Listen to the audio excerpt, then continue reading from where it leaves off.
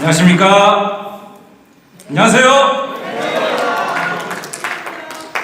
민생을 위해 노동과 함께 노동인권 변호사이자 거리의 활동가 이용호입니다. 당원 여러분 반갑습니다.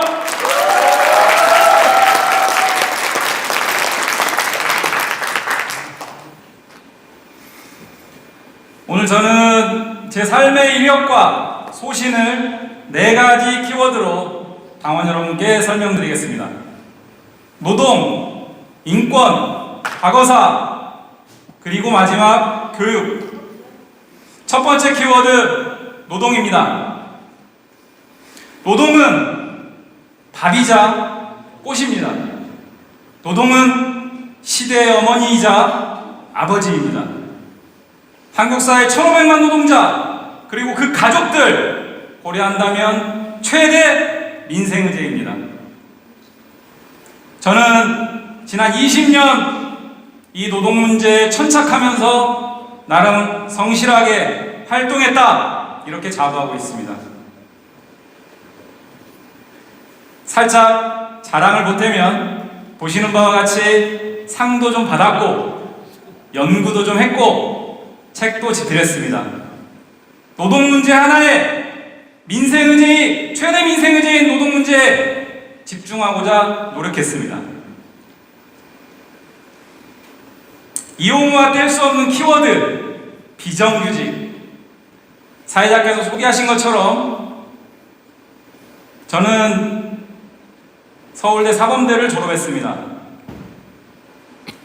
농촌에서 평생 농사를 지신 부모님의 온 생을 통해서 증명하신 노동의 가치, 그것이 제 삶의 이정표가 되었습니다. 서울대 사범대를 졸업하고 교직 대신 당시 한국 사회에 뜨거운 이슈로 등장한 비정규직 문제 직접 체험하고 직접 풀어보겠다 자동차 공장으로 취업했습니다. 2003년 지금으로부터 20년 전 대기업 자동차 공장 사내하청 비정규직으로 취업했습니다. 차체구에서 도장구에서 프레스를 다루고 용접을 했습니다. 파란 명찰의 정규직과 하얀 명찰의 정규직과 파란 명찰의 비정규직, 때로는 모욕감도 느꼈습니다.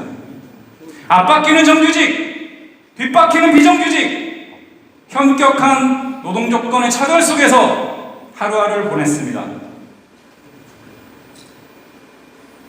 2009년 현장을 떠났습니다. 먼저 두고 온 동료들에 대한 부채의식으로 많은 고민들의 시간들을 보냈습니다. 비정규직 문제를 전문가의 관점에서 전문성을 가지고 끝까지 풀어보겠다. 로스쿨에 입학하고 변호사 자격증을 취득했습니다. 영상 한번 보시고 또 이어가겠습니다.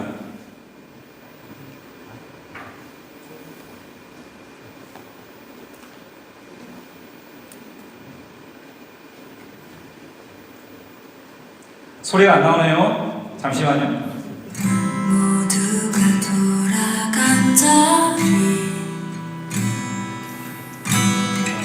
일을 해도 빚이 생기고 470원. 동그라미가 몇 개인지도 몰라요. 감독가보다 이자가 더 많이 들어요. 230억에 1년 이자가 얼마나 많아요? 40억에 40억. 중학생 아들 한 명이 있는데 빚을 안 늘어나게 하려면은 교육을 다 포기하는 수밖에 없어요.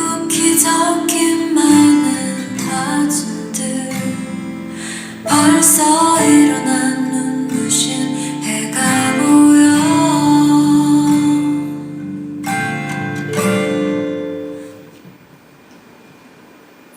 개정노조법 2, 3조 정말 절박하고 절절한 시대의 요구다.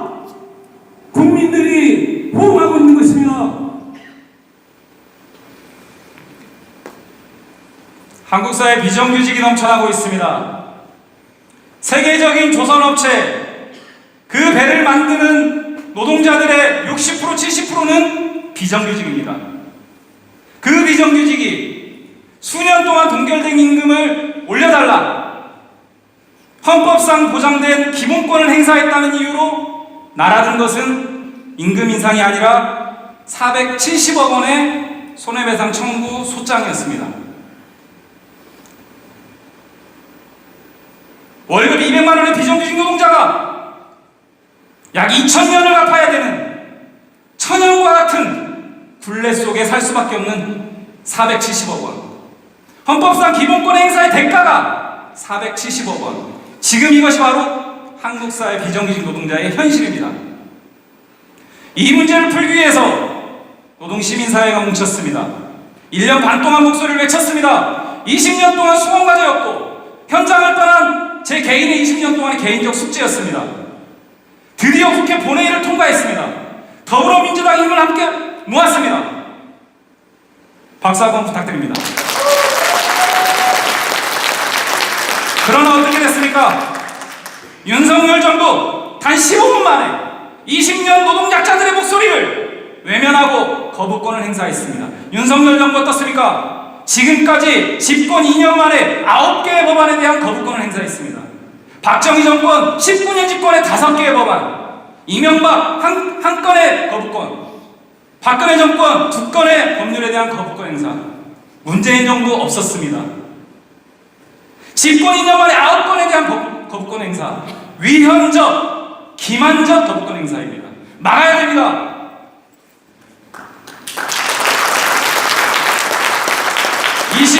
국회에서 제가 역할을 할 수 있다면 1호 법안으로 노란복두법 재추진하겠습니다. 민주당 함께 힘을 모아서 재추진할 거라고 믿습니다. 두 번째, 장시간 노동. 21년도 OECD 통계입니다. 보시는 바와 같이 OECD 평균보다 한국 사회 장시간 노동 연간 200시간이 많습니다. 연간 200시간이면 약 한 달입니다. 그래서 이렇게 얘기합니다. 한국 사회는 12개월이 아니라 13개월을 일한다. 장시간 노동, 살인 노동입니다. 죽도록 일하면 정말 죽습니다. 장시간 노동, 한국 사회가 극복해야 될 제1과제입니다. 지속 가능한 경제를 위해서도 장시간 노동 반드시 극복해야 합니다. 그런데 윤석열 정부 어땠습니까? 정부 초반 장관이 나와서 노동시간 정책을 발표했습니다. 주 69시간이다. 하루 12시간 일하고 5일을 일해도 62시간이 안 됩니다. 그런데 대통령은 또 이렇게 이야기합니다. 69시간은 좀 많다. 60시간 정도 어떠냐? 사회수석은 또 이렇게 이야기합니다. 60 플러스 알파를 얘기합니다. 정부가 봉숭아 땅입니까? 장관 말 다르고 대통령 말 다르고 사회수석 말 다르고 어떻게 우리의 민생을, 우리의 삶을 맡길 수 있겠습니까? 이제 장시간 노동체제 극복을 위해서 한국 사회 1일 8시간, 주 40시간 법정 노동시간 단축 논의를 본격적으로 시작해야 합니다.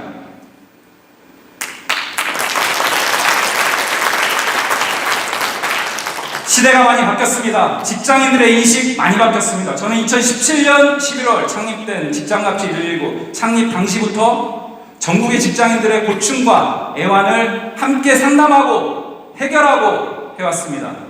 그 속에서 느낀 게 있습니다. 많이 바뀌었다. 일과 가정, 일과 사생활의 구분, 소위 워라밸.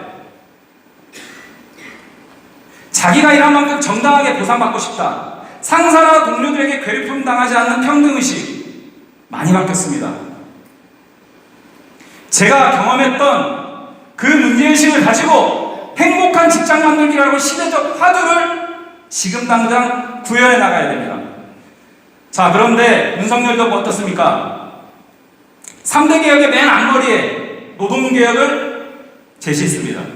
노동개혁이라고 쓰고 노동계약, 노동탄압이라고 읽힙니다.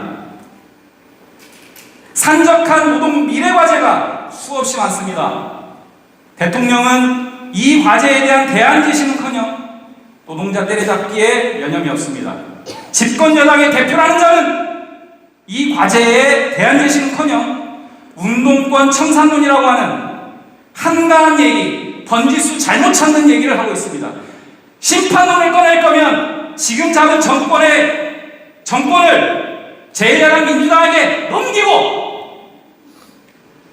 심판론을 얘기하라, 이런 얘기를 하고 싶습니다. 두 번째 키워드, 인권에 대해서 말씀드리겠습니다. 저는 서울지방 변호사의 인권이사를 역임하고 국가인권위원회, 국가권익위원회, 대법원, 교육청, 국가보훈처 다양한 국가기관에서 이러저러한 인권 옹호 활동들을 했었습니다. 윤석열 정부 들어와서 이런 얘기가 회자됩니다. 입틀막, 또 틀막, 삼틀막의 시대다.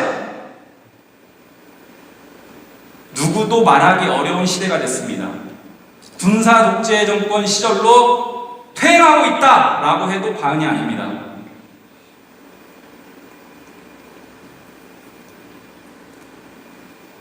보시는 그림은 김건희 여사가 참석했던 행사에서 블랙리스트 문제를 제기했던 문화예술인들을 경호처가 끌어내는 장면입니다.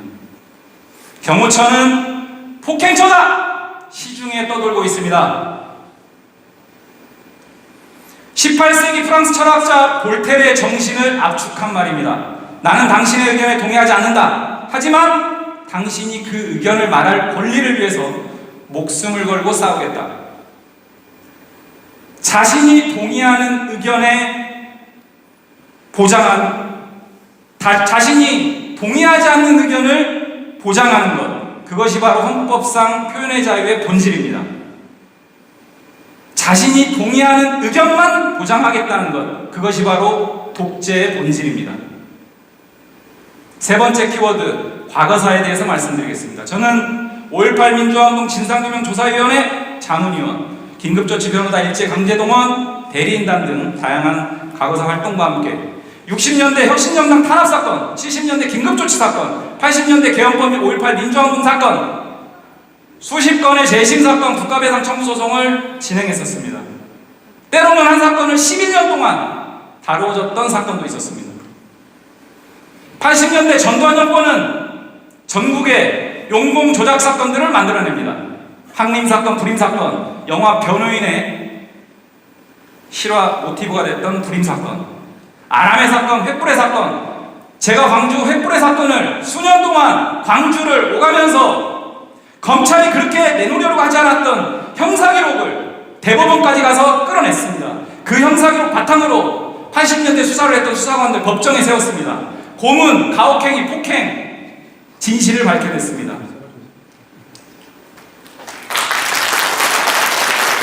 한평생 마음속에 한과 응어리를 졌던 우리 연로하신 의뢰인분들, 과거사 피해자분들 한을 풀어드렸습니다. 지금 윤석열 정부 어떻습니까? 4.4 망령에 대한 망언을 쏟아내는 정치 집단, 후쿠시마 오염수 방류를 터주고 일제강제동원 사건에 대한 일본의 책임을 면제해주는 역사의식의 부재, 이런 정부입니다. 역사를 잊은 민족은 미래가 없습니다. 네 번째 마지막 키워드, 교육입니다. 예, 반갑습니다. 오늘 대학 강사제도 개선 협의회 6개월 동안의 논의 결과를 좀 발표하는 자리에 위원장으로서 발표를 맡게 됐습니다. 국회 추천 전문가위원으로 협의회 같이 함께 했고요. 위원장을 맡았던 이용호 변호사입니다.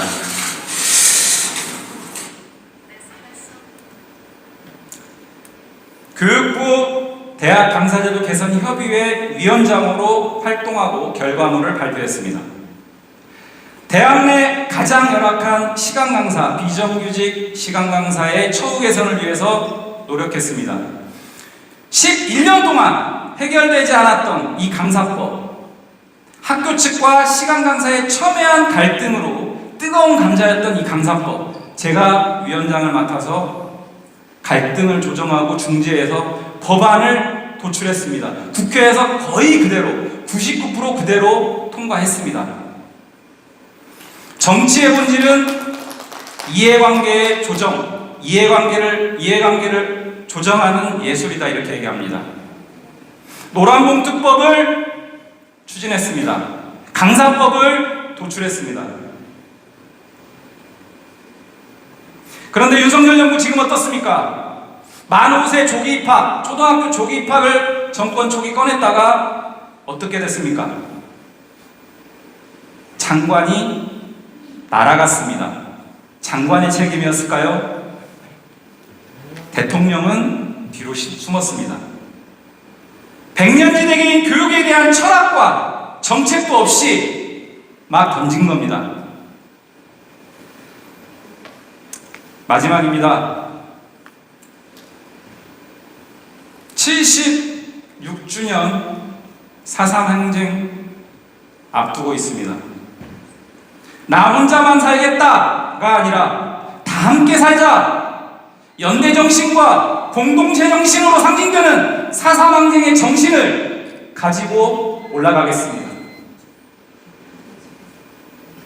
이 무도한, 무능력한, 무책임한 윤석열 정부에 맞서서 전투력을 가지고 싸워나가겠습니다. 지금 이 정부 그대로 두면 큰일 납니다.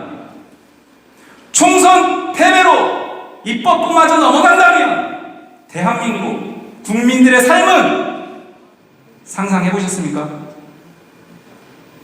지옥문이 열리는 겁니다. 끔찍합니다. 이렇게 매듭 짓겠습니다.